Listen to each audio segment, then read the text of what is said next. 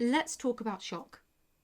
Shock is a state of circulatory failure defined as the insufficient delivery and/or utilization of oxygen, leading to inadequate tissue perfusion. Shock is life-threatening and, if not treated, leads to multi-organ failure and death. Importantly, shock is reversible in the early stages, so prompt recognition and treatment is vital. To help understand the pathophysiology behind shock, it's important to have an awareness of what factors determine the delivery of oxygen to our organs and tissues. The oxygen delivery equation is known as cardiac output, being heart rate times stroke volume, multiplied by 1.39 times the hemoglobin and oxygen saturation, plus the partial pressure of oxygen times 0.003.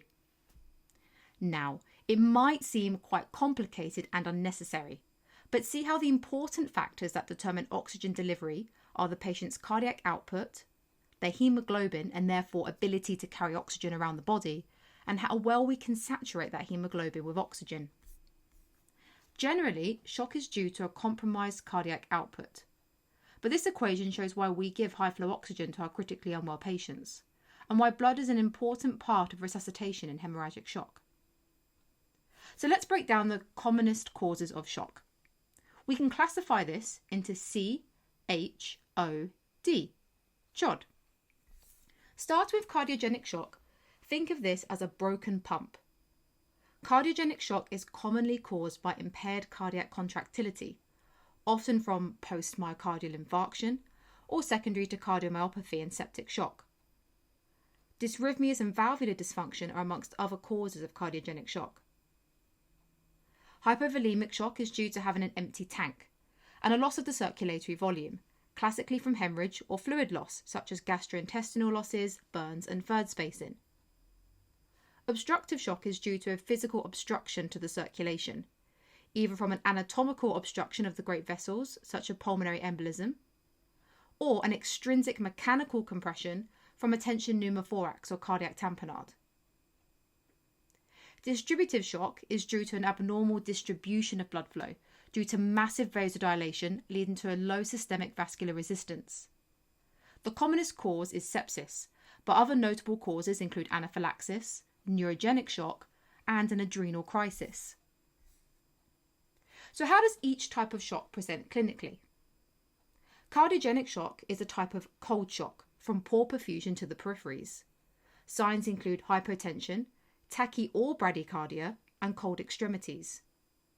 There may also be signs of fluid overload, including an elevated JVP or pulmonary edema. Likewise, hypovolemic shock is also a cold shock, causing hypotension, tachycardia, and cold extremities. There may also be signs of dehydration, such as reduced urinary output. Obstructive shock presents with a sudden acute hypotension and tachycardia. Accompanying symptoms may be present which are more specific to the underlying etiology, such as distended neck veins, muffled heart sounds coupled with hypotension to form Beck's triad for cardiac tamponade, or tracheal deviation in a tension pneumothorax, or cyanosis with a pulmonary embolism. Distributive shock is uniquely different. Due to the massive vasodilation and a low systemic vascular resistance, the early stages of distributive shock are associated with warm peripheries and so may be called warm shock.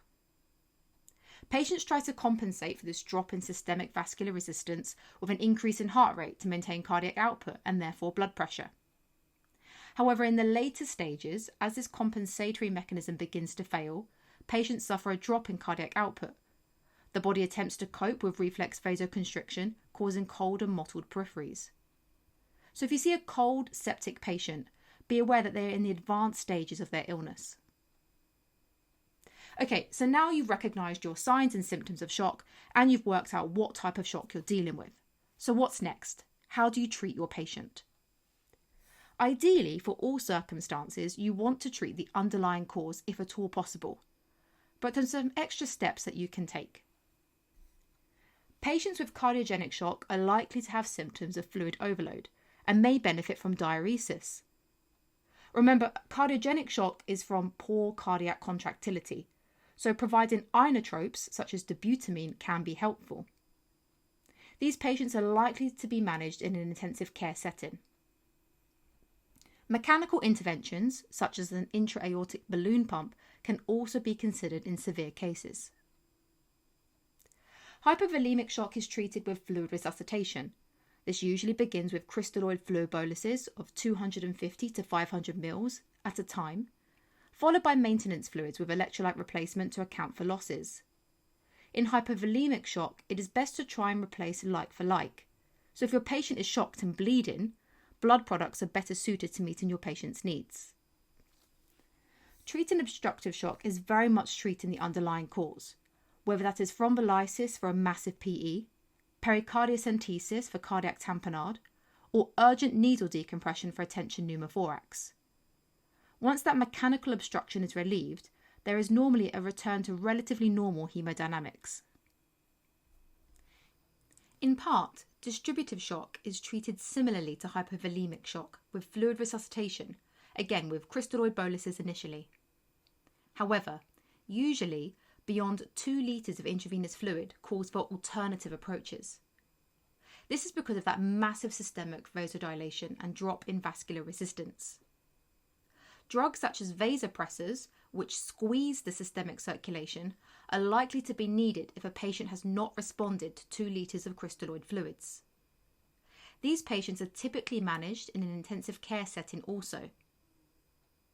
Also remember specific treatments for the causes of distributive shock, which are also likely to be helpful, including broad-spectrum antibiotics, intramuscular adrenaline, and hydrocortisone. So there you have the causes of shock, their clinical features and associated treatments. Remember, shock carries a high mortality, and early recognition and treatment is key to improving the outcomes for your patients. If you like this video, make sure to follow Mediking.